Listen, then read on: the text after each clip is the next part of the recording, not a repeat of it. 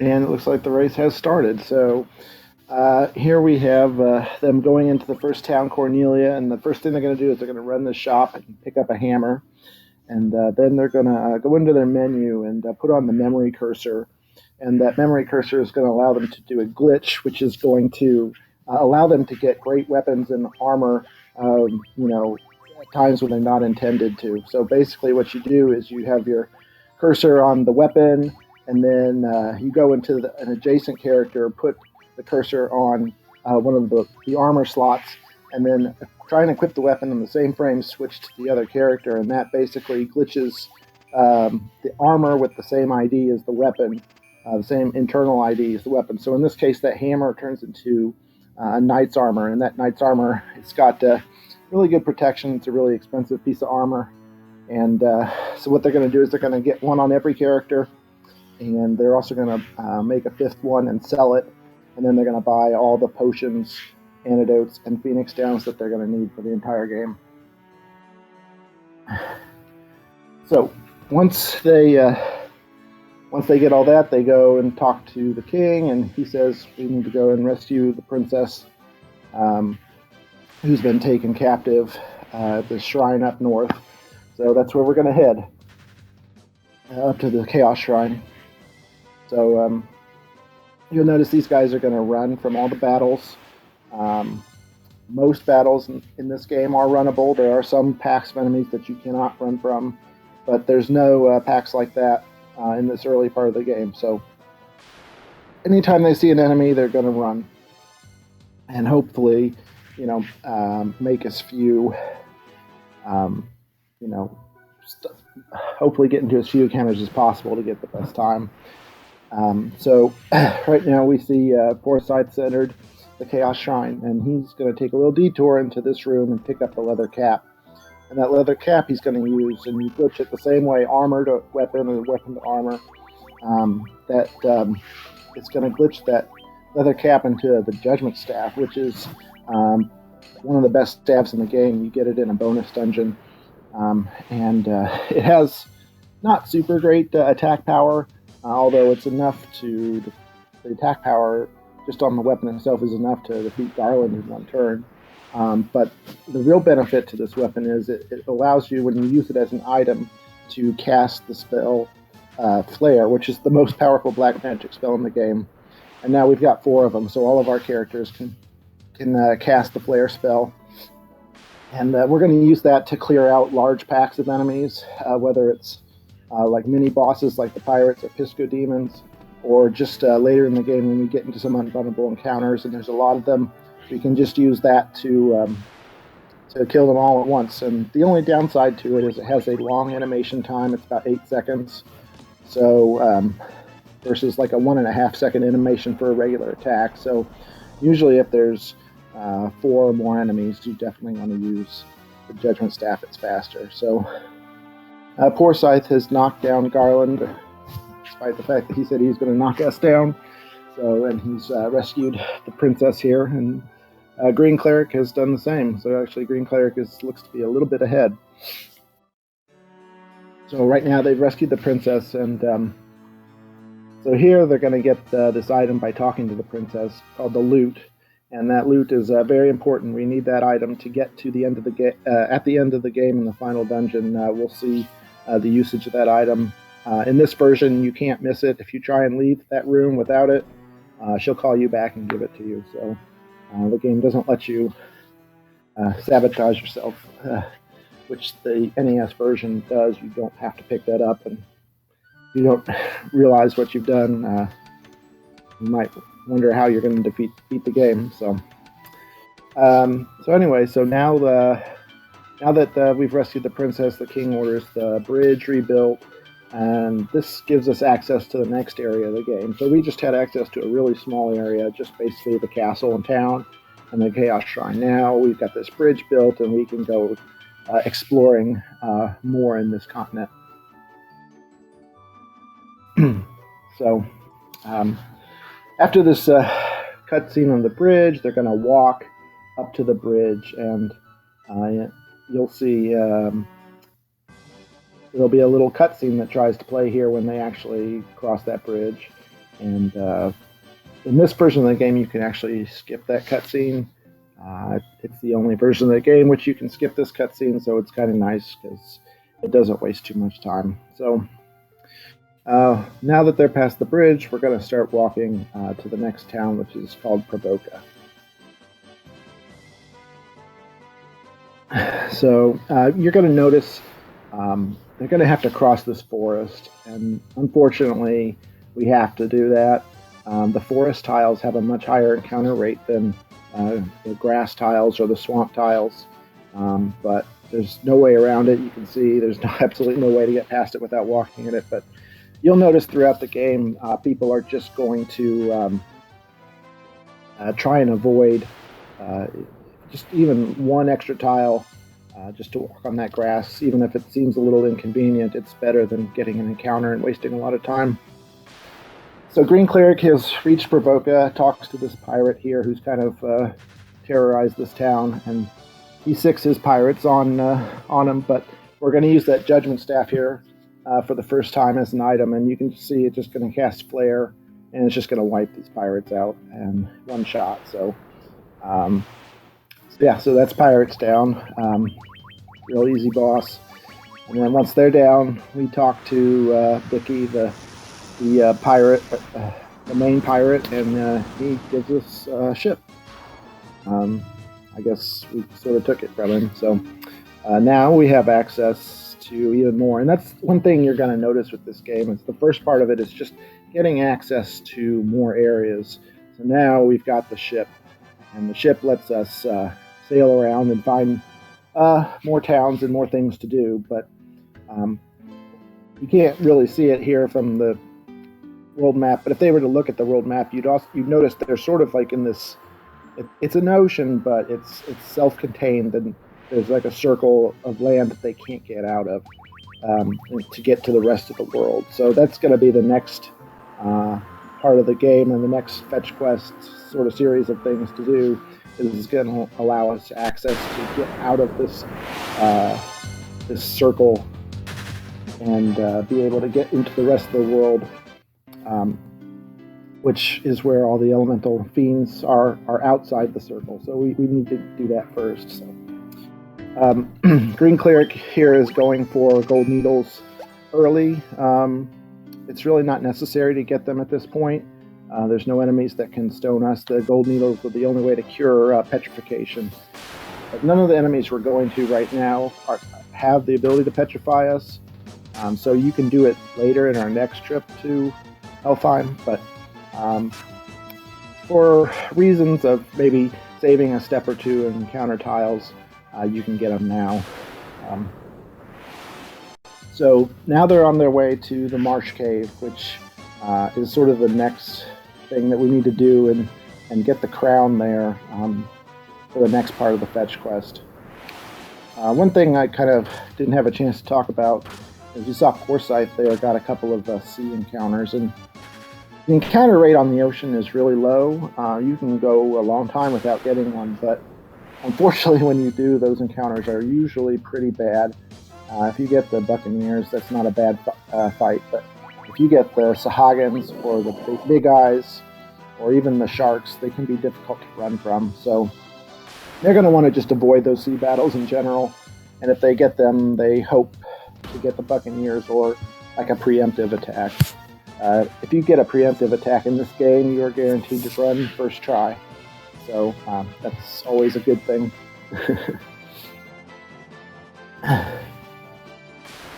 So you'll notice Poorscythe here, he's getting these wolves, which is a bad pack because they're also difficult to run from, and they're pretty fast and go before you a lot of the time. So those are some bad enemies you don't want to see in this area. GreenCleric, unfortunately, is running into these undead enemies, which can paralyze you. And you can see he's got 3 characters paralyzed right now, which is bad. If you get 4 paralyzed, it's what's called a paralock. And basically you can't do anything, and they just keep hitting you, and they keep re-paralyzing you. And with hit point levels this low, if he were to get paralocked, there would be a serious possibility that it would be game over for him, and he would have to start all the way over because he hasn't made a save yet. Fortunately, he's able to get out of it, and Usually when you get like 2 or 3 characters, you just go straight in for just killing them and not trying to run away anymore, because, like I said, that paralock can be absolutely devastating. So they're in the marsh cave now. They're going to head down to the bottom floor. The marsh cave does not have heavy levels of encounters. It's totally not uncommon to see 0 encounters on the way down or the way up. But, you know, occasionally you'll get, I'd say maybe 1 or 2 is average. If you start to get like 3 encounters, that's pretty bad luck. But, so they're going to head here, and we see GreenCleric is on the Pisco Demon fight, and these guys can deal a lot of damage to you. So it's wise to heal up a little bit before you go in, but you can just use that Judgment Staff to cast Flare on them and kill them in 1 hit. But like I said, they do kind of pack a punch, so it's wise to heal up a little bit. My first race in the last tournament last year, I actually died to Pisco Demons, and I lost like 11 minutes, which was really bad. It's pretty rare, but it can happen, but not if you heal up. If you heal up, you'll be fine. So anyway, so now the Pisco Demons were guarding that treasure chest with the crown, and so now we're going to take that crown up to a guy named Astos. And Astos is sort of like this dark elf, and he's sort of disguised himself as a good elf. You know, he wants to prove that he's the true prince or the true king of the elf country, but he's actually a bad guy, of course. And so when we bring him the crown, then he will try and take it. Well, I mean, we're bringing it to him, but he tries to take it from us, and he fights us. And so that's where they're headed right now, is to a place called the Western Keep, which is just about coming up here on GreenCleric's side. You can see it there in the distance. Poorscythe right behind him. Pretty close race so far. Looking at these times, they're pretty slow to get to Astos in general, but this is a race. You can't do anything about it. These guys would probably reset if they were doing PB attempts, but it's a race. We got to keep going, and it turns out, look at this. This is like perfectly in sync. I mean, Poorscythe's ahead by like maybe a quarter of a second. So this is Astos. Strategy for him is a little different. They're going to have the warrior and thief do the physical attack, and the mages do the flare attack.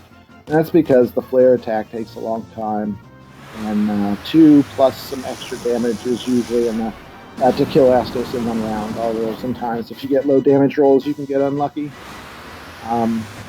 It looks like on GreenCleric's side, Astos used death and killed the warrior, which is not great, but it's not the worst thing. It's better that the warrior or thief dies than the mages, because you're going to see a little bit later, we're going to do a short grinding session to get the mages enough levels to buy the magic that they need. And so if one of the mages dies, then one of them is behind on experience, and you have to do extra battles on the grind. I mean, it's like 1 or 2 extra battles. It's not a big deal, but it is a time waster. So, yeah. So Poorscythe doesn't look like he had anyone die, so that's good. But GreenCleric is getting some pretty good encounter luck here on the way back to the ship. So. By defeating Astos, we got the Crystal Eye, which he stole from the witch Matoya. And Matoya is blind; she can't see anything. And so basically, she knows some good medicines that can wake the true Elven Prince, who's in the Elven Castle that you're seeing them pass right there. That prince is sort of in a coma right now, and he needs something to break him out of that coma. Which again, that's sort of the next step in this fetch quest here. So, so they're going to head to Matoya's cave right now and give her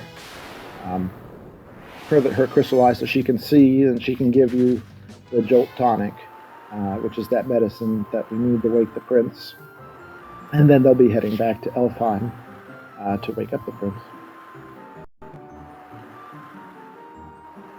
So you'll notice Poorscythe, especially doing some a little bit of strange movement there on those docks. Those dock tiles, the white tiles on the land, you can't get enemies on them. So what he does is he will sometimes park a little further away, just so that he can walk on those dock tiles where he has a 0 chance of getting encounters.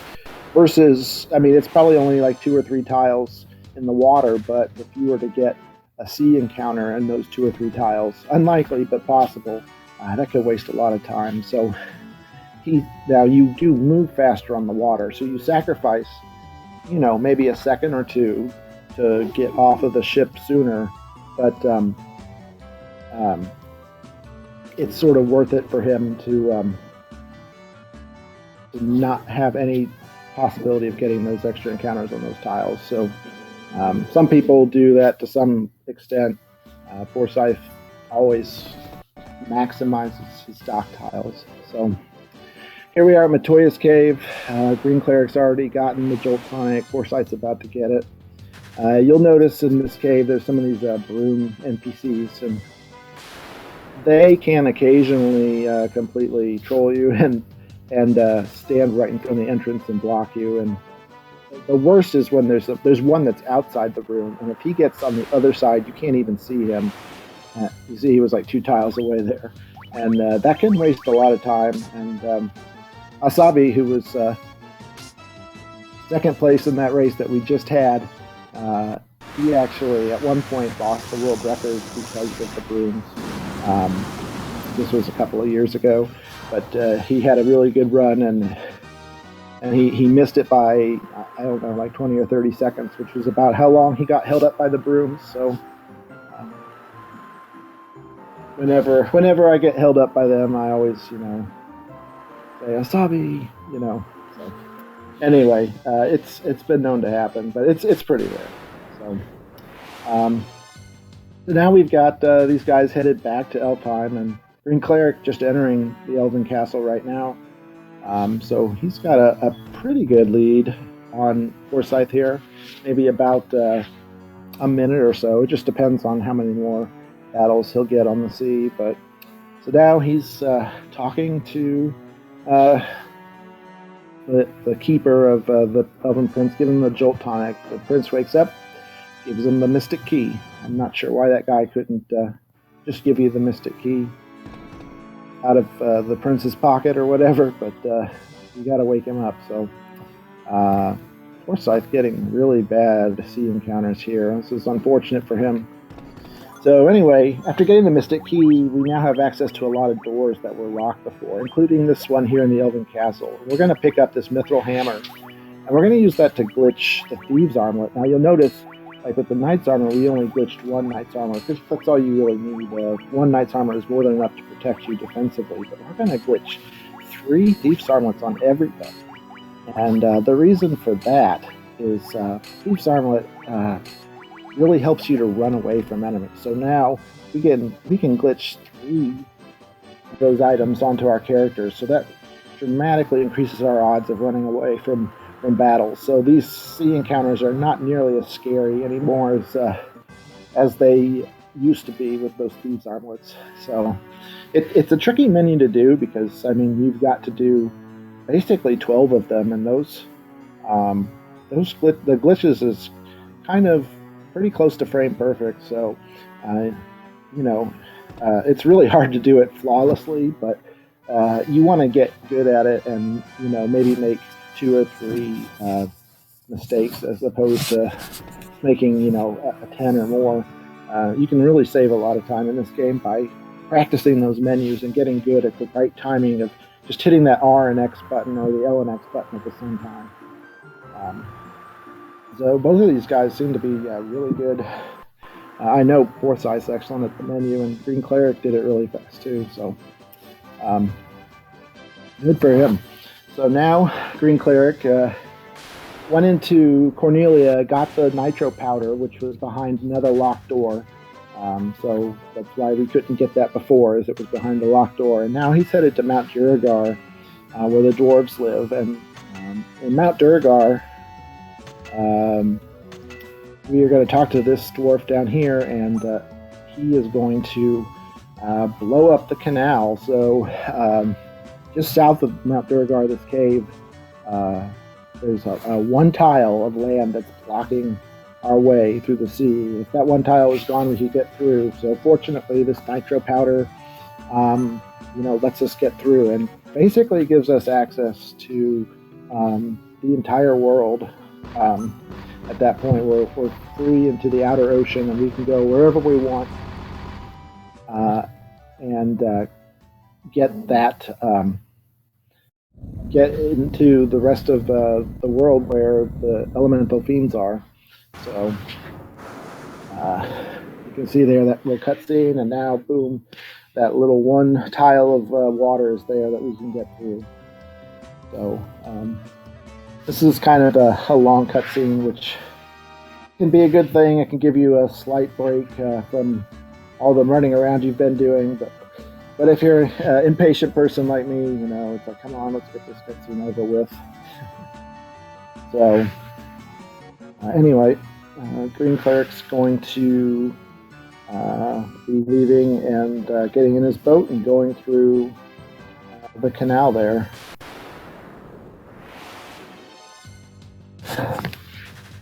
So so one thing we probably should talk about, let's talk about the ambushes. You see GreenCleric just got the ambush. You don't want to see ambushes. Basically, the entire enemy party gets a chance to go. If you're going to see them, you want to see them on small parties, like 1 or 2 enemy parties, instead of, if you get a 9 enemy ambush, that's just painful as you just watch the seconds sort of bleed off. And you're like, gosh, I can't do anything until all these guys go. So getting ambushes, you're going to get ambushes. The nature of the game, you can't avoid it. But you want to get as few as possible, and when you do get them, hope to get them on small enemy packs.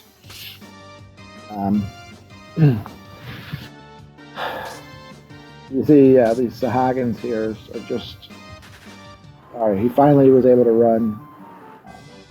So that's good. So now, as soon as you cross that, look, here's another town. Maybe I should go in there. And this is the town of Melmond. So right now, he's going to go in Melmond and buy those steel gloves. And the steel gloves are going to let us glitch a weapon called the Barbarian Sword. And the Barbarian Sword is the most powerful weapon in the entire game. It's like 2.5 times more powerful than the strongest weapon that you would get normally, like playing through like the NES version or anything. But this version has some bonus dungeons, and you can get the Barbarian Sword from the final form, or the most difficult form of the final boss in the final dungeon. And so it's it's really hard to get that weapon normally. And here we just glitched Barbarian Swords onto all 4 of our characters. And so now with this Barbarian Sword, we can just cut down pretty much anything. You'll see how powerful it is, and not just the warrior, but all of our characters, including our mages, have a Barbarian Sword. So now we have a good alternative to using that Judgment Staff in case we run into any enemies that we can't run from. And in fact, Cave of Earth is the first time that we will see enemies that we can't run from. Right now, GreenCleric's on the 2nd floor, but when we get to the 3rd floor, we're going to see those Pisco demons, those guys that were guarding the crown in the Marsh Cave. They're no longer, a mini boss. They're now just regular enemies. And because they were a mini boss, the game flags them as being unrunnable. So if you get into an encounter with them, you're going to have to kill them. And usually in this cave, they come in packs of like 2 to 4. So usually you're going to want to just take them out with the Barbarian Sword as opposed to the Judgment Staff. So you'll notice GreenCleric just saved on B3, and the reason why is not because of the Pisco demons. Because here's the Pisco demons. They're there and they're annoying because you have to fight them, but they can't kill you or anything like that. But there are enemies called cockatrices on this floor as well, and they can petrify you. And petrification is essentially the same thing as death. And we've got gold needles to cure petrification. But if they were to ambush you, they could potentially petrify all of your characters before you had a chance to do anything. It's pretty rare, but it can happen. So most runners will save, and there have been races in the tournament, at least last year, that have been lost to cockatrices based on somebody not wanting to take that 10 seconds to perform the save. So, anyway, GreenCleric makes his way to the vampire, which is a boss, and you can see he just killed that boss in one hit from the barbarian sword. So that's vampire down, weakest boss in the whole game, easiest to kill. And the vampire was guarding the Star Ruby item. And the Star Ruby is something we need to give to this giant who's in another cave. He's a big giant, and he's blocking the way. And we have to give him the Star Ruby because he likes to eat Star Rubies. And the Star Ruby will get him to get out of the way so that we can head to the next area, and the next cave. And that cave...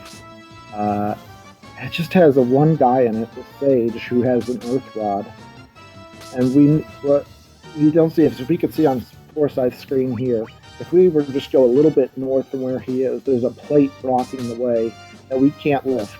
You need the earth rod to do that. So basically, the game makes you go halfway through this dungeon, presents you with an obstacle that says you can't get through here, so you have to come all the way out, using that Star Ruby, cross to where the cave where you can get the earth rod, and then come all the way back in, use the earth rod on that plate to get to the bottom of the earth cave here. And the earth cave at the bottom of the earth cave is Lich, who's the first elemental fiend.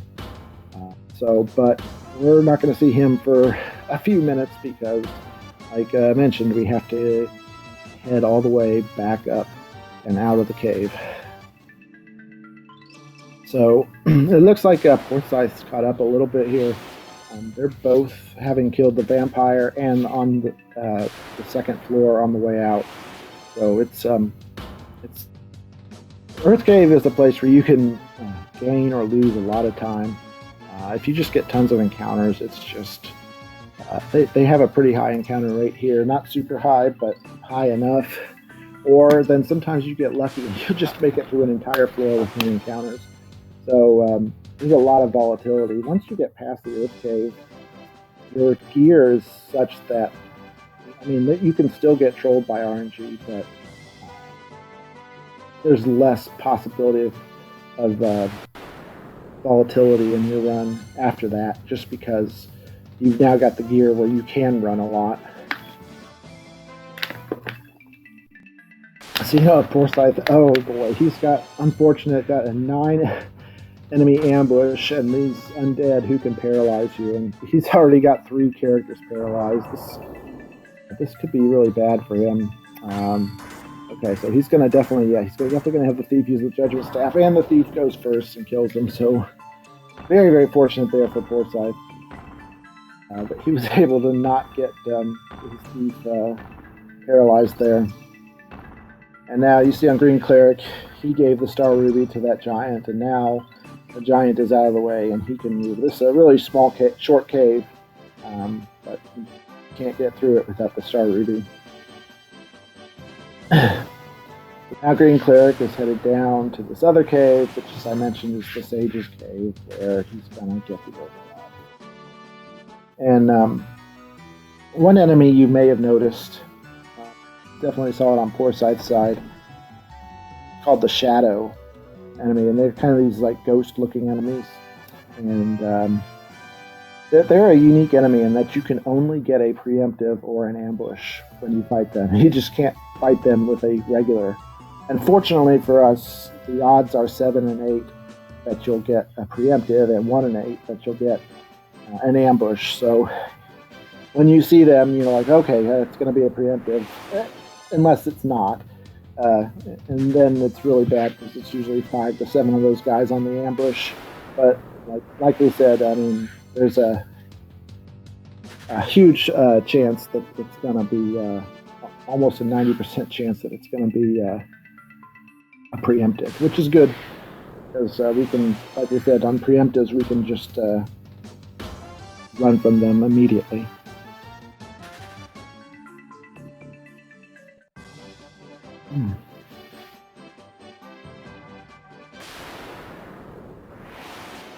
So, yeah. So anyway, these runners, I think a 30-minute time for the Earth Rod. Well, it was a little before 30. That's a little slow, but not too bad. A really good time for Lich. We usually consider a 31x to be a really good time for Lich, like super good, and like a 33 or a 34 would be a normal time, like on an average run. So these guys are running pretty close to their averages, I would say. So while we have a few minutes while GreenCleric is headed back down through the Earth Cave, just want to talk a bit about the composition of the party. So you'll notice we've got a warrior, thief, black mage, and white mage. And I just wanted to talk about why that is the party that we use. The warrior is, he's a pretty good fighter, but his real value is in the items that he's able to equip. So when you do a glitch, you have to actually be able to equip the item that you're glitching on the character who you're starting the glitch with.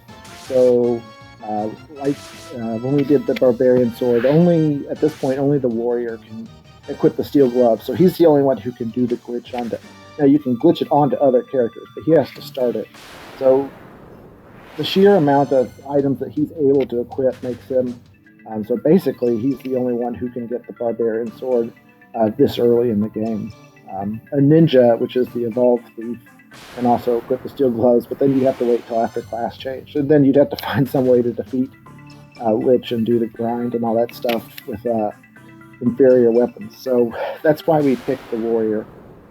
The thief is actually the best character in the game. When he's not limited by what weapons he can have, so he's able to get the best weapon in the game. He's actually the fastest character, which means the most hits, and that hits that you'll see when they fight the enemies is basically essentially a multiplier on their damage. So for every extra hit you can do, that's an extra amount of damage you can do.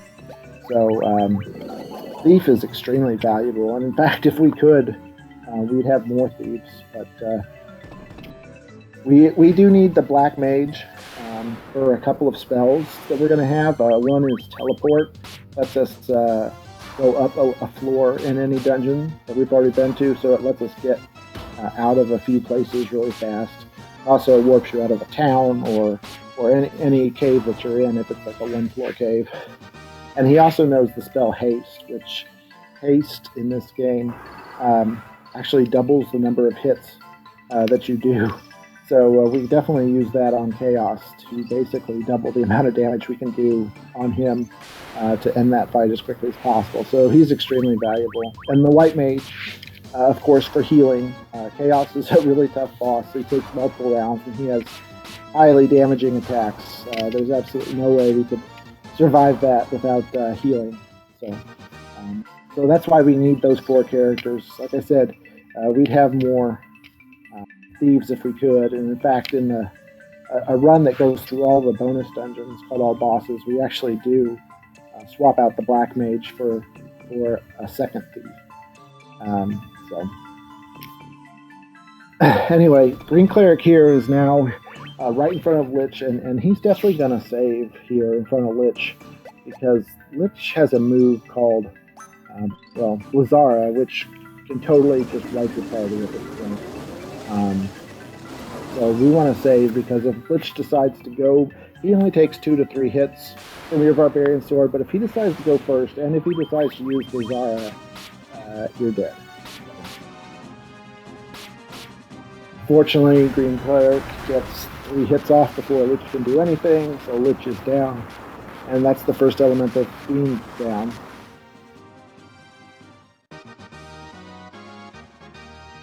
So, after defeating the elemental fiends, we walk up, get the crystal, and then we're going to see a short cutscene. So we're going to see these cutscenes after every elemental fiend, which is, again, another chance to just take a break, take a breather, kind of maybe reflect on what your strategy is going to be going forward. If you're on a really good pace, you might think, okay, what what risks am I going to take or whatever, and just sort of think about how things are going. So it's about a minute cutscene or so, maybe a little less than a minute. So Poorscythe's headed up here to Lich, so he's about 40, 45 seconds behind. GreenCleric, cutscene's over. He's going to just walk on that teleporter on the other side of Lich, and that warps you out of the cave, which is really nice because I would hate to have to continue to go in and out of these caves. So Poorscythe's getting really low damage rolls, but is able to kill Lich as well. That's good. You never like to see a death to Lich in a race. It can really, you saved right before it, which that's another great thing about this version of the game. You can literally save anywhere, so you just save right before a tough boss. If he trolls you bad, you just reset. I mean, it's a waste of time a little bit, but it's not game over or race over. So, anyway, GreenCleric now has made his way back to the ship, and he's going to continue on to the next area. And the next area he's going to go to is the town of Crescent Lake. And he's going to go here. Well, we're going to do a little shopping first. But the purpose of going to this town is to speak with the elders. And one of the elders is going to give us a canoe, which is an item we need to cross this blue shimmering water that you may have seen. It's lakes or rivers, not the ocean, but now you can see it on GreenCleric's screen, that Crescent Lake. That blue water you can't walk on now, but once you have a canoe, you can go across it. And that gives us access to more areas of the game.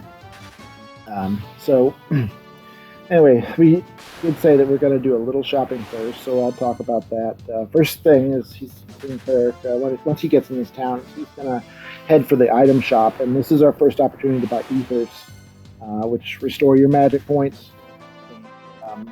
So we're just going to stop by and get 41 of them, and that's enough ethers for us for the whole game. He's going to sell his knight's armors first to make sure he has enough money to buy all those ethers. But that's all the ether that we need for the game.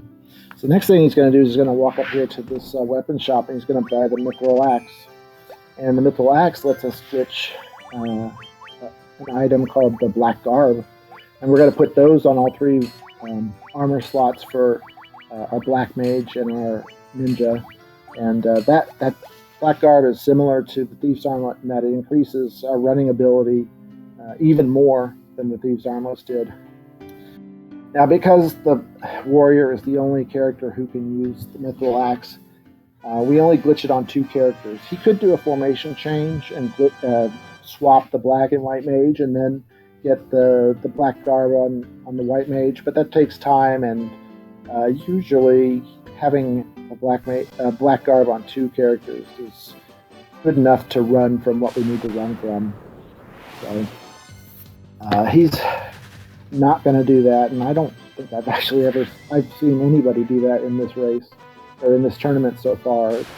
It's pretty standard to just get it on those 2 and just go, not waste the time, because soon enough we're going to get an even better item to put on their weapon slot. So anyway, the elder who gives you the canoe says, "Oh, you should go to Mount Gold and defeat the fire elemental." And we're going to do that, but the first thing we're going to do is we're going to go up here to this ice cave because it's close, and the ice cave contains an item called the Levistone, which is what we need to get to the airship. And the airship means fast movement with no encounters, so we're going to get that first. So fortunately, with that canoe, we're able to reach the ice cave by going in this system of rivers, which is a little complicated, but it's really not.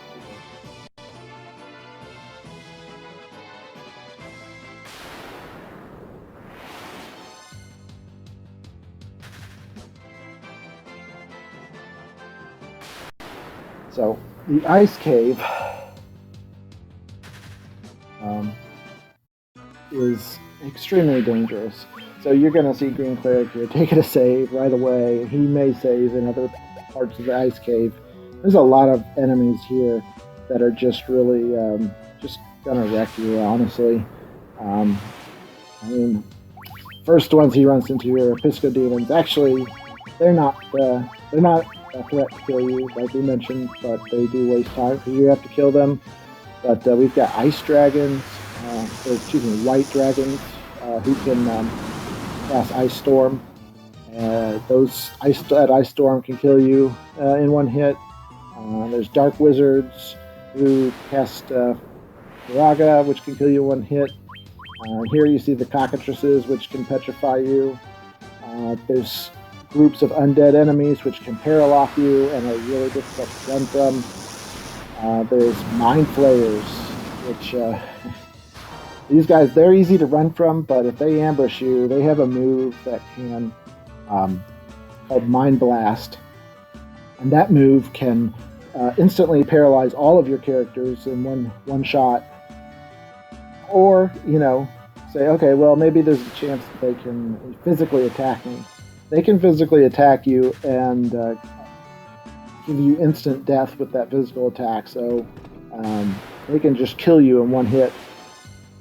So that's bad. So Poorscythe here, unfortunate, gets that ambush with the cockatrices and mummies. He's already got one character stoned.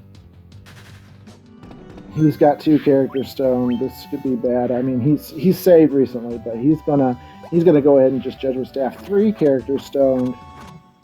Okay, gets the Judgment Staff off with the White Mage. Fortunate there. Very fortunate. So let's see what he's going to do here, because he's definitely going to use the Golden Needles on the Black Mage. He's going to heal everybody. When we get towards the end of this dungeon, we want our Warrior and Thief to be dead so that we can get more experience on our mages. So he could have left the Thief and Warrior stoned, which is effectively dead. They can't get experience when they're stoned. But there's just too early in the cave for that. He wants those guys alive so they have extra chances to run. Here, Poorscythe with the Ice Gigas Winter Wolves, which are unrunnables. So now GreenCleric has made it to the Evil Eye, and you'll notice his hit points are really low on Warrior and Thief. He wants Evil Eye to use Thundara, which she's not doing, which is kind of rude. But if Evil Eye uses Thundara, then he'll... So here it is. So you'll see it's going to kill the Warrior and Thief, and actually killed the Black Mage too, which is unfortunate, but anyway, he killed him now, so he's going to revive his Black Mage, and then we're just, the Evil Eye there in this tile right in front of the Levistone is a spike tile, which means he's always there. So if we move one tile off, he healed the Thief. That is a mistake. He did not want to heal the Thief. You want only the White and Black Mages to be alive. So unfortunately, it looks like he's gonna wait for that Thundara again. He gets it again. Anyway, so now he's gonna kill this Evil Eye multiple times until he gets his mages up to level 18, and then he's gonna do one extra battle after 18. So essentially level 18 and a half. To get the spells we need level 19. But the next place that we go, the Citadel Trials, has a few unskippable encounters. Oh, it looks like he's reset. I don't know what happened. Did he fall down? Fortunately, he saved. Where did he save? He saved before. He saved before he killed the first Evil Eye, so he's going to have to redo this. Fortunately, he gets that early Thundara and now can attack, so that's a little bit unfortunate. It gave Poorscythe a chance to catch up here. But once we're at level 18 and a half, the extra half a level we'll get naturally before we get the class changed and can get the magic anyway. So, so now both characters here on the grind battle here. So they're going to grind these. It's only about like a minute and a half to 2 minutes of grinding. That's necessary. And that's all the grinding that's done in the entire game, so it's really nice in an RPG when you can have all your grinding done in 2 minutes. So, yeah, so they're just gonna continue to fight these guys until they get it, and then they're gonna. You'll notice some of this ice is a little cracked around them. If they were to step on that tile accidentally, I think that's what happened to GreenCleric there. You fall down, and then you have to work your way all the way back up here. So I think GreenCleric decided to just reset rather than have to walk all the way back up, because that's a big waste of time.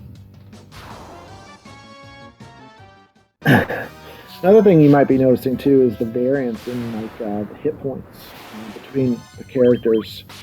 Just looking at between Poorscythe and GreenCleric, they're about on the same level. So look at how many more hit points for the Black Mage that GreenCleric has, and the Black Mage and the Thief are the really critical characters when it comes to HP for the final boss. They often don't have enough HP to survive, which is why we're going to pick up an item a little bit later that will let them have some more HP. So it's always good to keep an eye, but you never know. Sometimes you gain a level and you get like a 2 HP, and sometimes you get like 50. So it's hard to say for sure, but right now I don't think either either runner is very happy with their HP levels. So here we've got the Mind Flayers. Fortunately, GreenCleric was able to run after one failed attempt. Like I said, it's really bad if that happens. So after that tile that Poorscythe was just on, after you fall down, that always has a forced encounter with those undead. So a lot of people in a race will save there, actually, because you can get paralocked there. Or even if you get an ambush with a lot of enemies, it might be faster to just reset, since you know that is coming. So anyway, both characters have the Levistone and are headed back to their ship. So Poorscythe caught up a bit there, so he's still probably a good 30 to 45 seconds behind. But once we get in the ship here, like GreenCleric did, we're just going to take a short, just sort of hug the coast here, and then we'll be able to get our airship very, very soon and never have to see another sea encounter again.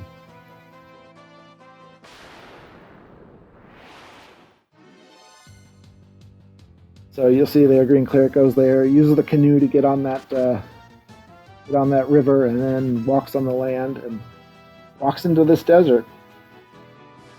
And this desert has an airship buried underneath it. We use the Levistone to basically raise it from underneath the sand of the desert. And we'll have our airship. And we like the airship, like we said. It's really fast movement, no encounters. But to counter that, the makers of the game made it so that the airship can only land on those green like grass tiles. You can't land on desert, or obviously ocean, or river, or forest, or swamp. You can only land on the green tile. So you see GreenCleric there finds that green tile, and now we're going to walk to Citadel, and it's quite a walk, but it's the fastest that we can do it. Getting the sandworm, this is the sandworm in this desert here can use Earthquake, which if you were to use Earthquake, that is a high chance for instant death on all of your characters. I mean, it's definitely possible that one or two of your characters might survive it, but it has been known to happen that he uses Earthquake once and totally wipes your party. GreenCleric did not save there. It's a calculated risk, but if he had used Earthquake, he would have to go back to that save he made right before Evil Eye, which would have lost him a lot of time. So some runners will, in a race setting like this, it's important. You don't want to lose.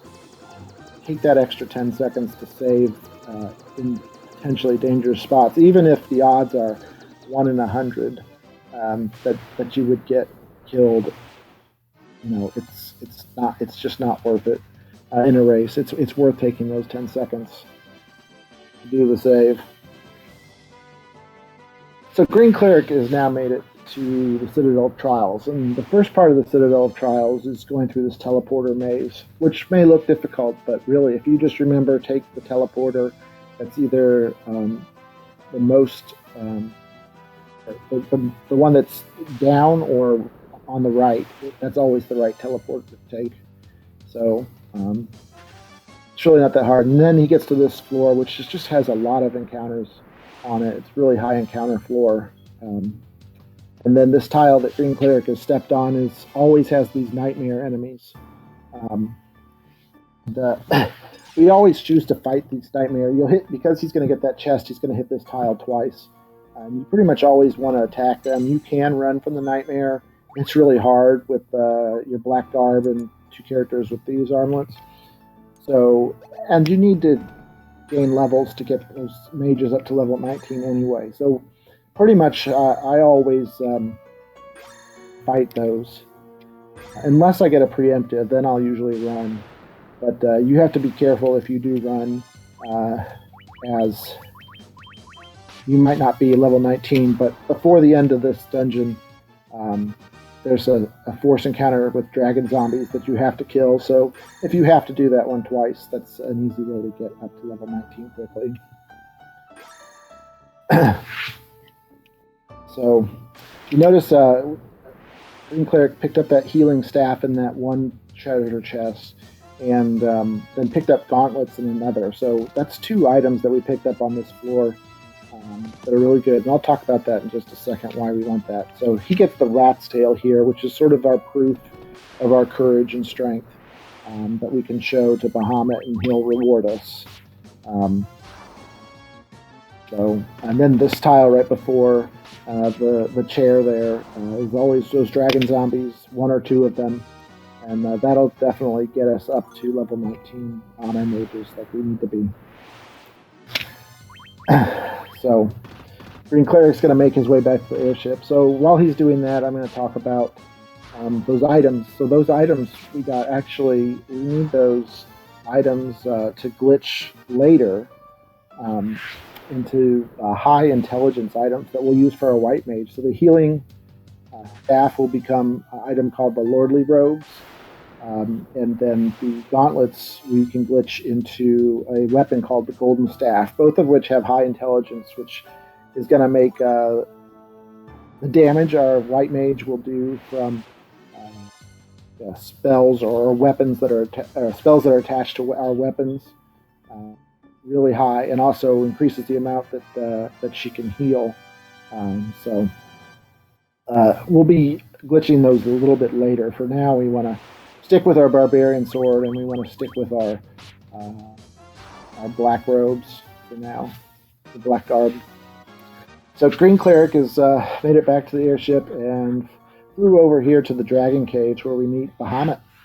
Bahamut, very recognizable enemy from pretty much all Final Fantasy games. Except he's the good guy here. He actually gives you the class change, and he's going to turn our characters into the warrior will become a knight, thief will become a ninja, and the mages will become wizards. And that just gives you better stats, better stat increase, and access to more spells. So it's definitely a good thing. And the fact that the Citadel has those 2 items that we really need make it so that doing the class change in this run is definitely well worth the time it takes to go through the Citadel. So now we've got the class change, we've got level 19. Guess what? It's time to do a little shopping. We're going to head in here to Melmund. He's going to go into this white mage shop, buy Hilara for the white wizard. Going to go into the black mage shop. We're going to buy teleport for the black wizard. And so then we're going to be out of here, head on to the next town of Elfheim, which we've been to before. But this time we're going to go to the magic shop, and we're going to buy haste for the black wizard. I've sort of mentioned those spells before, but those spells are the only 3 spells that we're going to use in the entire game, but they're very important. So we're going to do that. So now that we've got those spells, we're going to do what the elders wanted us to do and go to Mount Gold now. But we can use our airship to get there really fast instead of using the rivers to go to Mount Gold. So that's where GreenCleric is now. You'll notice he's spending a lot of time on these lava tiles. And the lava tiles do damage you 1 HP every tile you step on. But the good thing about them, you can't get into any encounters when you're stepping on the lava tiles. So, he wants to maximize his amount of time on there so that we can avoid encounters.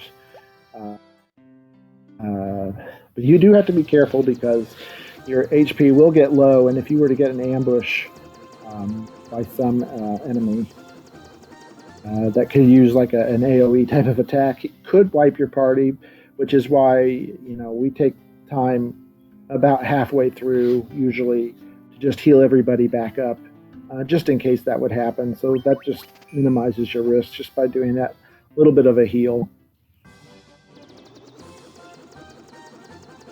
Because of the no encounters, this dungeon is really fast. GreenCleric's already on the final floor, and he's just steps away from fighting Merilith, who's the fire fiend.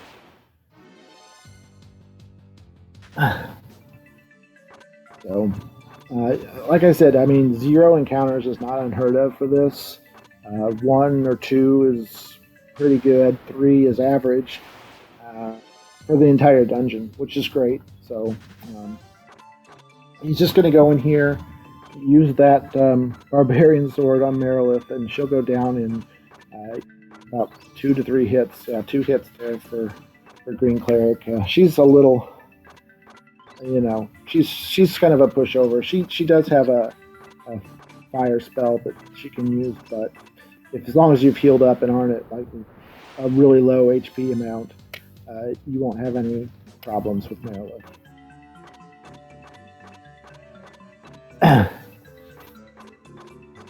Poorscythe coming here along, gets into that encounter. It just,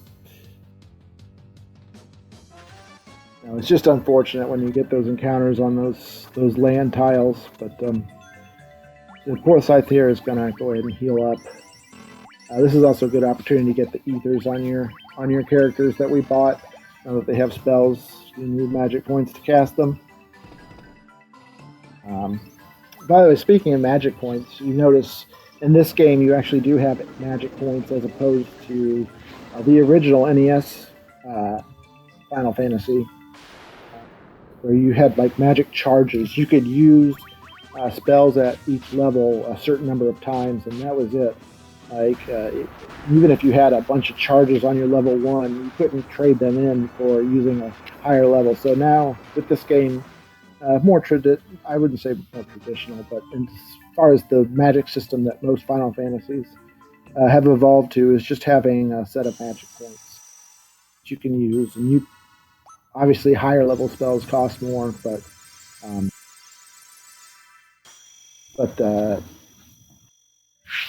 you can use magic points as you want instead of having them capped at how many times you can use it per level.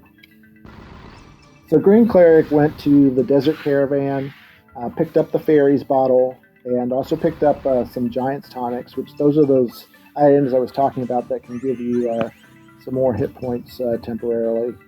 Basically, they increase your hit points by 200 in battle, so that they wear off at the end of the battle. So we're going to save those for Chaos. And then after getting the Fairies bottle, he travels here to the mountain town of Gaia. As soon as he enters the town, the fairy flies out of the bottle, goes to the lake, which is her home, and then so he goes and finds the fairy in the lake and talks to her, and she's grateful, so she gives you the Oxyale, and the Oxyale is the item we need to breathe underwater, which is fortunate because the next fiend that we're going to fight is the Fiend of Water, Kraken. So now that we have the Oxyale and can breathe underwater, we're going to head to the town of Onrak. And Onrak is where the sunken shrine is located, sort of underneath the town. So you'll see GreenCleric here walking towards the town, getting into a few encounters, including the Ice Gigas Winter Wolf, an unrunnable encounter, so he's going to have to stop and kill that encounter, unfortunately. So he's headed into this town. He's going to cross this bridge down here, hopefully not get trolled by this guy. Oh, this guy is just right in the way. These NPCs can really just get in your way. So he gets out of the way and then talks here to the mermaid. He says, "Save the mermaids." Kraken has taken over their sunken shrine.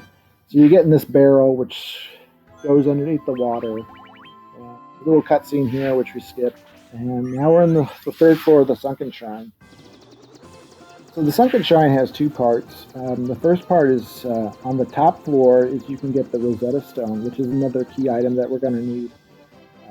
Cleric, no encounters on that first floor of the sunken shrine. It's really great. This dungeon has a lot of unrunnable encounters, unfortunately. So minimizing the amount of encounters you get is definitely a good thing. These sharks here that he's getting are runnable. It's a little difficult, but you definitely can run from them. Wow, 2 encounters, and now he's on the top floor, and this top floor has no encounters. It's where the mermaids actually still live. It's like the only place they still are able to be in the sunken shrine. So he's just going to run over here to the Rosetta Stone, which is in this chest, which he gets. I wouldn't be surprised if that wasn't a gold for him. That was amazing, 2 encounters. And so this is where the teleport spell that the Black Mage has comes into effect. He can just use that teleport and boom, he's on fourth floor. He uses it a second time and now he's on the 3rd floor. So we avoided having to walk through all those encounters. And now we're back on the 3rd floor where we started. And we're going to head to the bottom of the sunken shrine, which is where Kraken is. So over here on Poorscythe's side, you see the Sahagin Prince, Sahagin Chief battle. Those are unrunnable enemies. He's going to have to run from them. There's 9 of them, so he's going to use the Judgment Staff to kill them. He's slow, so you really don't want to see this battle at all, but if it's here, you've got to fight it. So, and GreenCleric gets the same battle on his side, so it's unfortunate, but that's just the way the sunken shrine goes. And there's also water elementals, which you'll see a little bit later in the shrine. Well, hopefully not, but you definitely could. Those are unrunnable. And then these ghosts that Poorscythe is at, those are also unrunnable. And wow, GreenCleric gets the ghosts. They're getting the same encounters. Fortunately, with only 2 ghosts, you can just use your swords and kill them. But you can definitely get up to, I think, 5, which is bad. So, GreenCleric just getting not very many encounters. He got a couple of bad ones, but not getting many overall, which is really great for him. So now GreenCleric here is going to go into this room and get this treasure chest. And you'll notice he's going to walk around to the right side of it. That's because the left and bottom side of that treasure chest have spike tiles with guaranteed enemies on them. So he's going to walk over here and get it from the right side and get the light axe. So now we're going to go into the most complicated menu of the game. He's going to turn that light axe into survival vests, which just working on that theme it helps you run from enemies more than the blackguard. So we're going to give that survival vest 3 of them on everybody except for the white mage, that is. At this point, we're going to give the white mage 2 lordly robes. Well, you should put the lordly robes on the helm and gloves slot and the survival vest on the armor slot. So GreenCleric's kind of yeah, there we go. I'm not sure, making a little bit of a mistake, a little hesitation there, but he's still pretty far ahead. So he's going to get those lordly robes on the helmet and gloves, and then the survival vest on the armor. So those lordly robes, like we mentioned, help with your intelligence. So now she's going to do a lot more damage than even the black mage whenever she does like a judgment staff. And so it's going to be really helpful for that. And then we don't want to put the lordly robes on the body slot, and that's because the lordly robes have a regen effect, which basically heals your character, which you say, hey, that sounds pretty nice, but it actually takes several seconds. So any battles that would go to a second round, you'd have to wait for the regen effect to show damage or show healing done to the white mage. So we don't put it on body for that reason. So GreenCleric making his way over here to Kraken. He's on Kraken's floor, and in fact this door has Kraken in it, so he's going to fight Kraken here. That was a really solid sunken shrine for GreenCleric, other than the slight hesitation that he had during that menu. And speaking of the menu, of course, Poorscythe's on it right now. Let's see, he's rocking this menu pretty good here, so he may catch up a little bit here. And that's Kraken down. Strategy for most of these fiends is just use that barbarian sword over and over because it's so powerful. Far more powerful than the judgment staff, and a lot faster to just do an attack. So yeah, 3-4 hits, and Kraken will go down. So yeah, so this was the Sunken Shrine. It has really good music. I'm sure you guys are able to hear that, and it's really nice. It's a little frustrating sometimes because of all the unrunnables, but it's kind of a fun dungeon, and it feels really good when it goes well. I'll just say that. You know, I mean, obviously you feel good when you have a good split on any split, but it feels really good on Sunken Shrine just because of how much bad stuff can happen. So GreenCleric watches the cutscene, takes the teleporter out just as Poorscythe starts the Kraken fight. So it's about a minute difference here, but that's really nothing when it comes to this game. So this race is not over. GreenCleric is going to now take the canoe up this river and into the waterfall cave. And the waterfall cave contains another item that we're going to need to get to the final elemental fiend, and that's called the warp cube. So he's just going to walk through this dungeon to get to the chest, or to get to the warp cube, which is there's a robot here at the end who has the warp cube. So he's got to find the robot. But this cave has a really high encounter rate. So you're going to see, even though it's only one floor and it's pretty short in terms of distance, you're just going to see like every couple of steps he's just going to get into an encounter, unless he's incredibly lucky and he gets the bat here blocking his way. Wow. But he's just going to keep going and try and get here to the end of the cave. There is a green dragon encounter here that you can get that can totally kill you if he ambushes you and uses poison gas. So it's a 1 in 64 chance to see that encounter. So it's probably unlikely, but it has happened before. GreenCleric, like I said, he's about 2/3 of the way through this cave. You see these nightmares here. With the survival vest, it's a lot easier to run from them now. So we'll run from them in this cave, whereas we didn't do that when we saw them in Citadel. And so GreenCleric's coming up on the room with the robot. He's going to get the warp cube, and then he's going to pick up a chest with the ribbon. And the ribbon is a really great item. It prevents all status effects. Prevents you from getting paralyzed, poisoned, instant death, sleep, all those kind of things. But we'd really like to have 4 of them, right? Not just one. We want one for all of our characters. Fortunately, this is kind of a fun menu in which you glitch the ribbon, turn it into a Gigantax, and then you take the Gigantax and glitch that back into ribbons on all 4 of the characters. So essentially, we're taking that one ribbon and making it into 4 ribbons and a Gigantax, which we don't actually use the Gigantax. It's sort of used as just a go-between to make all those ribbons.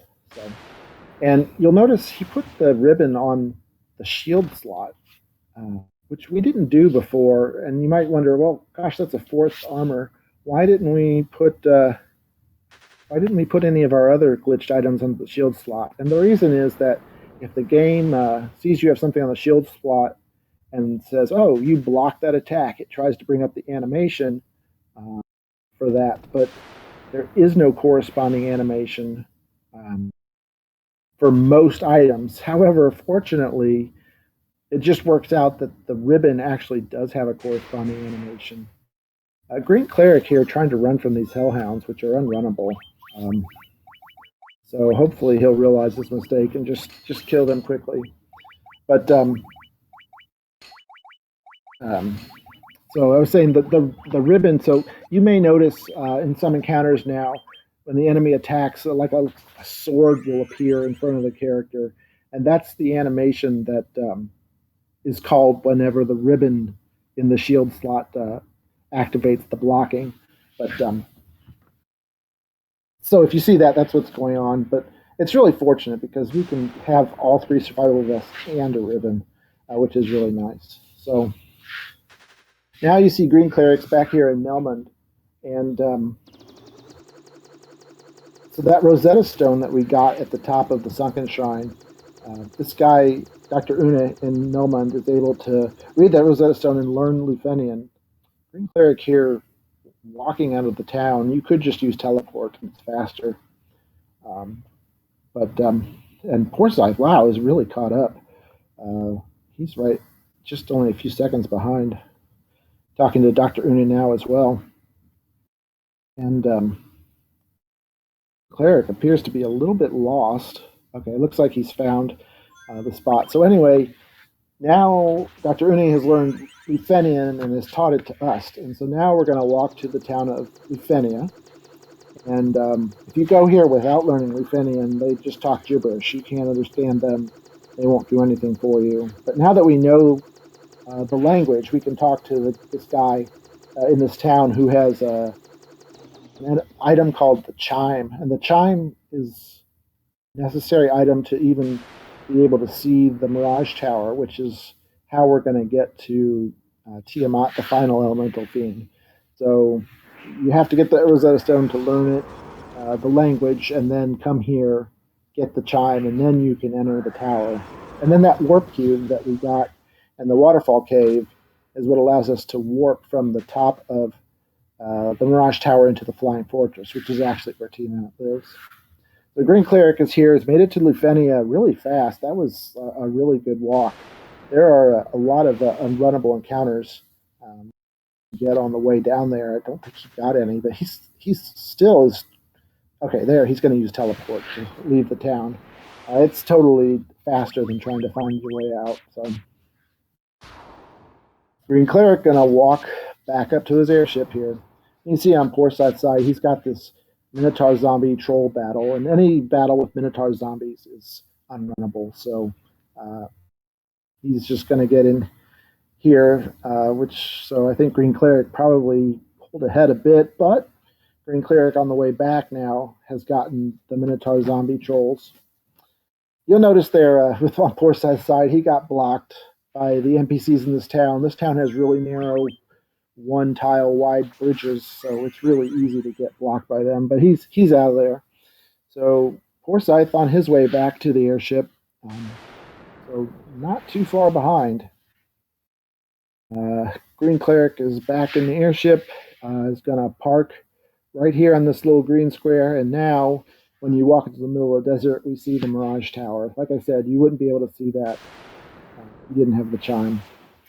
And so now we enter the Mirage Tower, and this Mirage Tower is also a really high encounter rate. GreenCleric, he's getting good encounter rates here. The Hellhounds here are runnable. When I said those Hellhounds are unrunnable before, technically it's a Hellhound and Ogre Mage combo that's unrunnable, but sometimes there's 0 Ogre Mages, so it's really hard to tell the difference if all you see is Hellhounds. But basically, in that area that he was at, close to Onrak, Hellhounds by themselves would be unrunnable. And here they're just hellhounds only, which you can run from. He's getting some pretty good luck here and not getting into too many battles on the second floor here.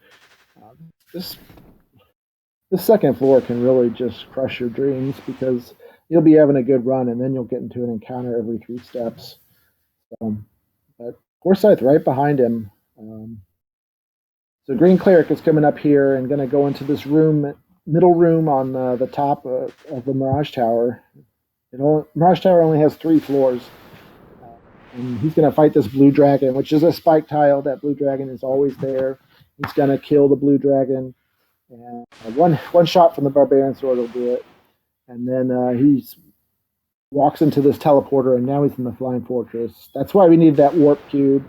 If you don't get the warp cube, and you can make it into the Mirage Tower and then just be stuck there because you can't get up to the flying fortress. And the flying fortress is an area of the game with a lot of like really good treasure, a lot of little rooms to explore, a lot of I think there's a lot of spike tiles in there too, a lot of stuff to do, but we don't need any of that stuff. We've got the barbarian sword, we've got all this great armor and the ribbons. We don't need any of that. So we're just going to head straight to the top. And if you do that, it's a pretty quick journey up here to the top. So you see this floor that GreenCleric's on right now, the 4th floor. It's kind of a looping floor. Basically, there's no start or end to it. So in order to get to the teleporter that takes you up another floor, you just go 2 intersections in any direction and then 2 in a perpendicular direction. So most people will go up and then left or left and up, but you could go right and down. Doesn't matter as long as it's 2. You go 2 basically intersections over in any direction and then 2 in the perpendicular. Cleric having some trouble with these air elementals. They are runnable. They can be difficult to run from. There it goes. So it looks like GreenCleric is kind of taking a zigzag approach, which is fine. I tend not to do that just in case I forget which way I already went. But okay, so he's made it. So you can see there the teleporter. And now he's on the 5th floor, which is Tiamat's floor. He's going to save. Smart move. This floor contains the Warmech, which is the strongest enemy in the game. Well, not the strongest enemy, but strongest regular enemy. Gives the most experience and gold. And he only appears on this floor in the normal game. He is in the Labyrinth of Time, which is a bonus dungeon, but GreenCleric does not get him. So I think we still have only encountered 1 Warmech in this entire tournament, unless I'm mistaken. So it's kind of hype when you get to him. Poorscythe doesn't get him either. And now Poorscythe is just right behind GreenCleric. Just starting this Tiamat battle. Tiamat being unfriendly to GreenCleric, using the Thunderbolt. But you're strong enough to tank the Thunderbolt, so he's able to take him down. Poorscythe gets Thunderbolted as well. But so I think that Tiamat battle will be pretty even between those 2. So yeah, I mean, we're talking like 15 or 20-second difference here. So this is really close, coming down into the Chaos Shrine. It's going to be another close match. No guarantees it'll be, a second and a half apart like the last match we saw, but it still looks like it's going to be a good one. So now that we've gotten all 4 of the crystals, we can head to the end of the game. And so essentially, it's a little difficult to find this out if you're playing casually, but the end of the game is actually, the way to get into that final dungeon is through the first dungeon that you ever went to, where Garland was. It turns out Garland is actually Chaos, and he's going back into the past and sending the 4 elemental fiends to the future every time. So even if we defeat them, he's just going to go back into the past and send them back into the future again. So basically, our job as the heroes of light is to go back in time, kill the elemental fiends in the past, and kill uh, Garland in the past to break the time loop. And GreenCleric just having a little trouble finding the Chaos Shrine. He went the opposite direction. He took uh, obviously the world map is just it loops over and over. But he went the wrong way, so he lost quite a bit of time to Poorscythe here, and is only ahead now because Poorscythe got into an encounter on those couple of tiles between the airship and the Chaos Shrine. Yeah, great Surinko. Yeah, Garland is cheating. He's going back in time. So we got to set him straight. So now they're headed back in time, and just look at this. Like, this is literally like 3 seconds apart, starting the Chaos Shrine. The Chaos Shrine has a lot of bad encounters. Forsyth's going to take some time here to save, which might be a smart move because you can get trolled pretty bad by unrunnable encounters here. Like we see on Forsyth's side, he gets these white dragons, which you can run from, but if you fail to, they can use Ice Storm and really just wreck your. I mean, it doesn't do much damage, but if you get four of them in a row, it can significantly take a chunk out of your health. And Forsyth was unable to run from them in one turn. This is really bad for him. And GreenCleric already here at Death Eye, just getting no very few encounters and all of them runnable. Forsyth, on the other hand, is just he finally runs. Okay, two of his characters dead, but he's able to get away. But GreenCleric made it to Death Eye, which is sort of a gatekeeper into the rest of this area. It looks like he got a green dragon after that. That's unfortunate. But so now GreenCleric is using the loot, which is that item we got from the princess at the beginning of the game. You have to use it here, and that allows you to progress through the rest of the Chaos Shrine. Without that item, you couldn't progress. But in this version of the game, you can't not get the item. So Forsyth now at Death Eye. Unfortunately for him, GreenCleric is a bit ahead, but GreenCleric got these dragon zombies, which are unrunnable. Like over half the encounters here are unrunnable. What GreenCleric doesn't want to see is the Ice Gigas Winterwolf here on this floor. You can get that on this floor, and it's really bad because you pretty much have to use the Judgment Staff with the White Mage, and she's really slow. And it's just a really slow encounter if you get that one. Dragon zombies aren't too bad. You can use Barbarian Sword on them. Yeah, here's Poorscythe with this Ice Gigas Winterwolf. So he's going to use the Judgment Staff with the White Mage, but the White Mage is so slow that most of these enemies are going to have a chance to go. So you can just see him just wasting all the time before she finally uses the Judgment Staff. Okay, and GreenCleric gets the White Dragon Ambush, which is really bad. Like I mentioned, they can all use Ice Storm and really take you down. GreenCleric might be smart to just kill these. Oh, all four using Ice Storm. One hit point on, and he tries to run. This could be bad. This could be really bad for GreenCleric. He's down to two characters. Ice Storm, that's going to end it. He's going to have to reset from his save. So now Poorscythe is clearly in the lead now. I mean, it would have been risky to try. Oh no, he didn't even save in the Chaos Shrine. He has to go back to before Tiamat. This is really bad for GreenCleric. Unfortunate. But these white dragons, which we call double dragons because of our world record holder, Double Drop, has lost many runs that were on world record pace to these white dragons. So that's just really, really unfortunate. Which is why, I mean, you saw Poorscythe take the 10 seconds at the beginning of this Chaos Shrine to make a save. And that's going to save at least 2 minutes here.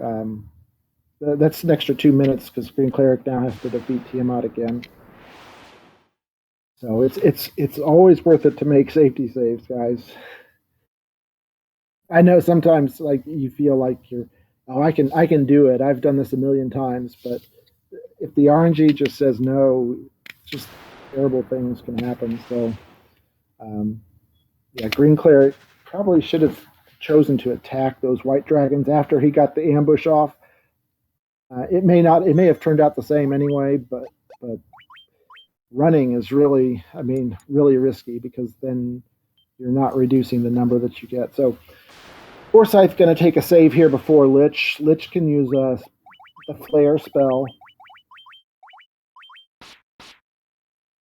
And Flare does a lot of damage, but enough where his warrior and white mage would survive. Fortunately, Lich just does a physical attack, which does 1 damage. It's kind of funny in this game, just like these mega bosses can do these horrible damaging magic spells, which can wipe out your party or close to wipe out, or they can attack you for 1 damage. So Poorscythe now finished with Lich, onto the Merilith floor, and look at this, 0 encounters on the Merilith floor. That's really good. I mean, it happens pretty rarely. I'd say 1 out of every 20 runs you might get a 0 encounter Merilith floor. So he's gonna save some time there. That's a really good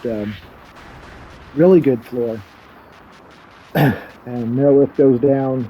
Merilith can use a Faraga on you as well, which can do a lot of damage. Not enough to kill you, and not as much as Flare does. So now Poorscythe onto Kraken's floor. And this is kind of the worst floor, in my opinion, of the Chaos Shrine. You get these water elementals, which are unrunnable, and you have to just take a lot of time. And they're pretty common on this floor. So usually I end up getting anywhere from 1 to 3 groups of these, and it just wastes a lot of time. And there's a lot of movement. You have to go through all these rooms and sort of snake your way through all these rooms. So it's a long path that you have to walk on Kraken's floor. So you're going to get into a lot of encounters most of the time. Fortunately, most of them, except for that water elemental, are runnable. But Poorscythe's getting a few of those. You saw there on GreenCleric's side, he ran into those white dragons again. Chose to run. Like I said, you have a good chance to run from white dragons, but especially if you get ambushed by them and they all use the ice storm, it's best to just kill them. And sometimes I'll just kill them anyway. I just don't want to risk it. So here we go. Poorscythe now fighting Kraken. Same strategy as before, using Barbarian Sword. Sometimes he takes 2 rounds, just depending on your damage rolls. So yeah, for Poorscythe here, it's going to take a 5th hit, and Kraken goes down.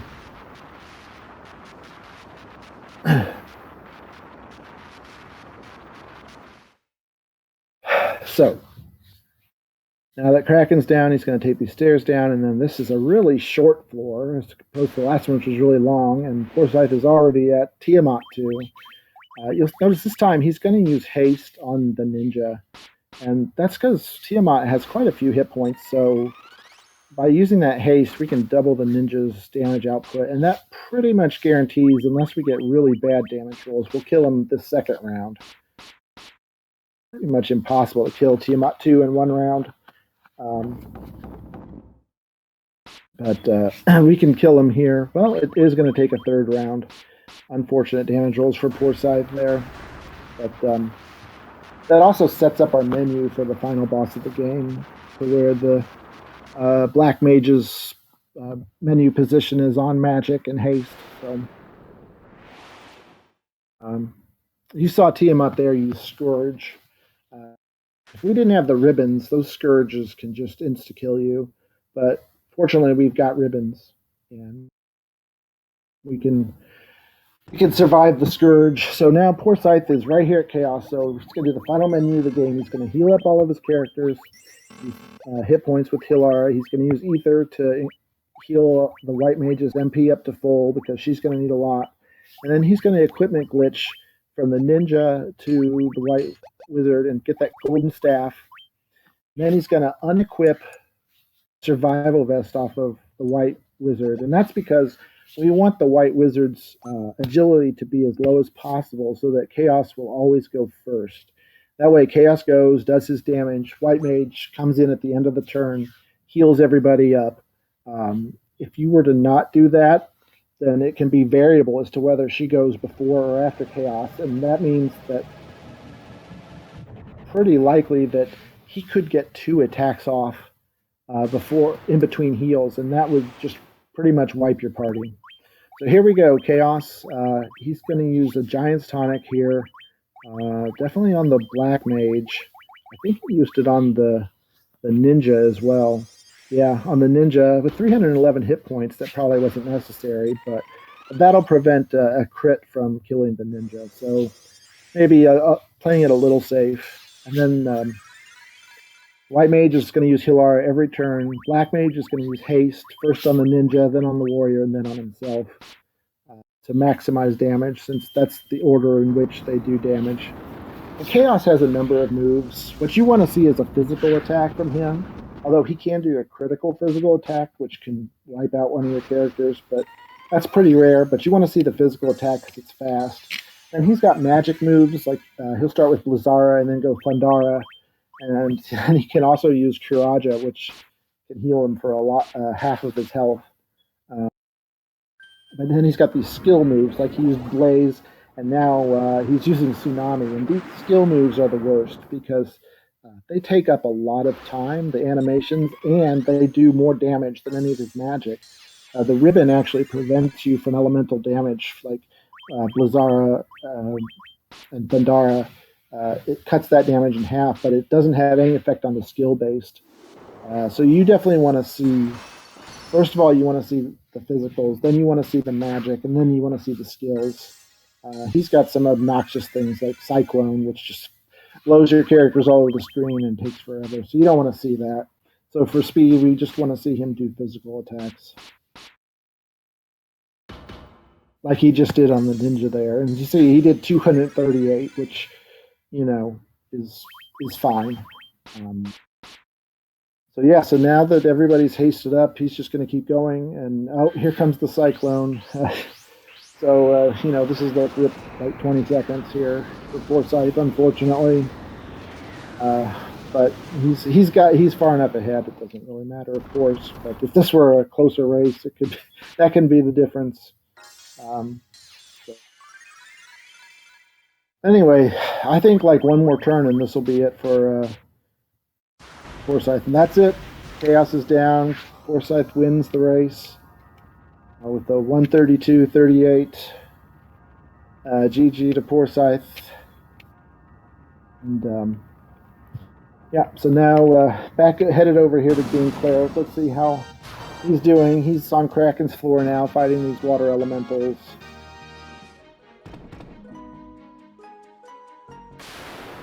So we'll see what happens with him.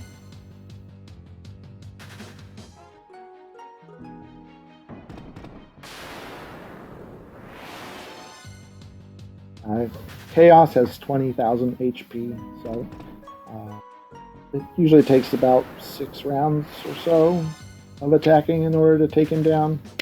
So you just have to hope if he uses like 3 skill attacks back to back to back, it doesn't really matter what your HP is, unless you used a lot of Giant's Tonics. He can just totally destroy you. So.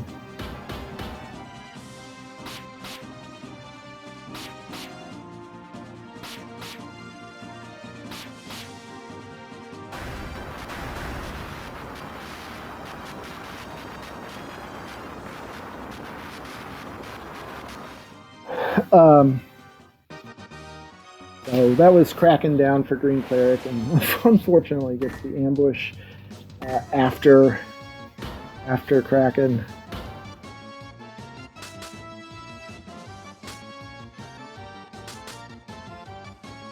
Once he's past this ambush, he'll be able to move on to the next floor and Tiamat 2.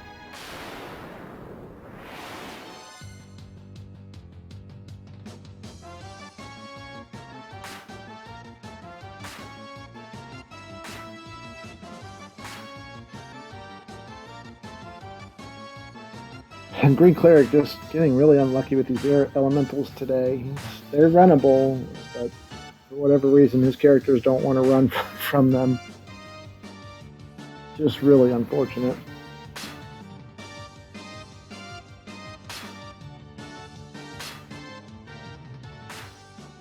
Sort of adding insult to injury.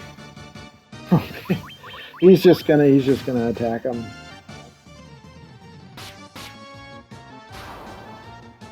So I'm trying to get Poorscythe in here, but I don't know if I'm able to move him or not.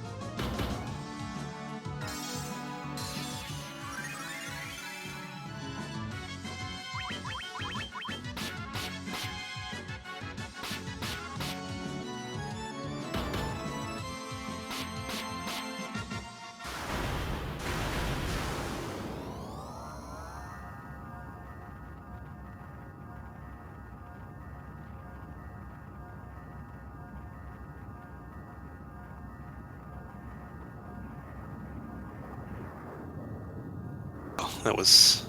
There we go. Are we in there now?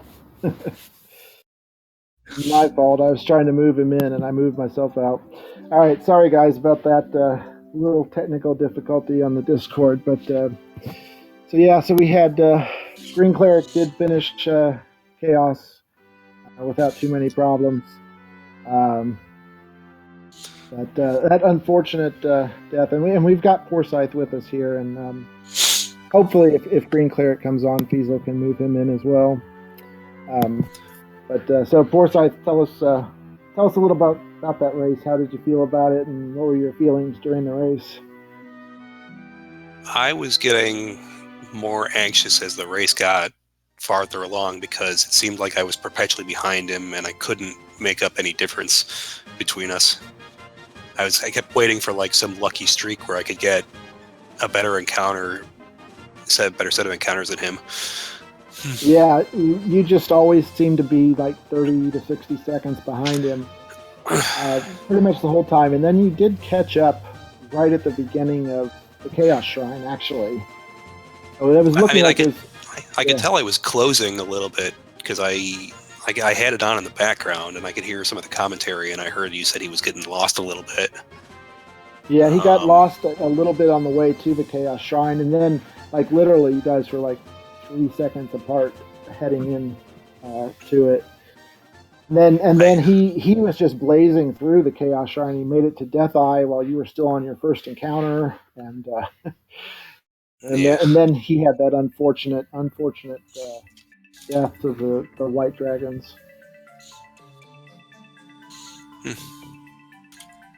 So, yeah, but still 132 is a pretty good time for a race.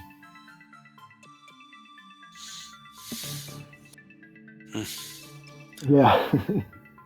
Yeah, I mean, I feel like I've been having just poor luck in most of these races because I feel like I can play better than this, or I'm playing as well as I can play, and it's just a matter of the encounter or the RNG that's set me back, especially the last race before this one. Oh yeah, I remember that race. That was really bad. This was pretty mild in comparison to that one. I mean, after you keep lowering your time enough, this feels bad, but it's actually not that bad. Yeah, it's really not a bad race time. It just feels bad because you know you're capable of better, but you also know that you can get a lot better RNG to make that happen. Yeah, definitely. So, sure, so if we're able. I'm happy I won, and I'm happy for Cleric because I'm sure without that wipe, it probably would have been close to a PB for him. I think. Yeah. It cost him quite a bit. So I mean, it pays to save, definitely. Yeah, definitely. That's the one lesson I learned in my first race of last tournament. I just lost 11 minutes by dying to Pisco Demons. So I've learned just save everywhere. It's totally worth the 10 seconds, even though most of the time you're not going to need it. For that one time you do, it's definitely worth it.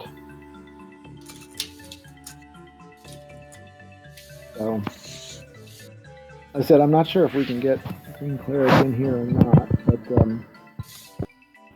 but I'd like to hear his thoughts. But if not, like he had a really good race right up until those ice dragons or the white dragons. Yeah, I mean, I just felt like I was getting really, really terrible early encounters. I kept getting really high number of ambushes, like high enemy ambushes. Yeah, that set me back a lot. That's definitely the worst. Getting those.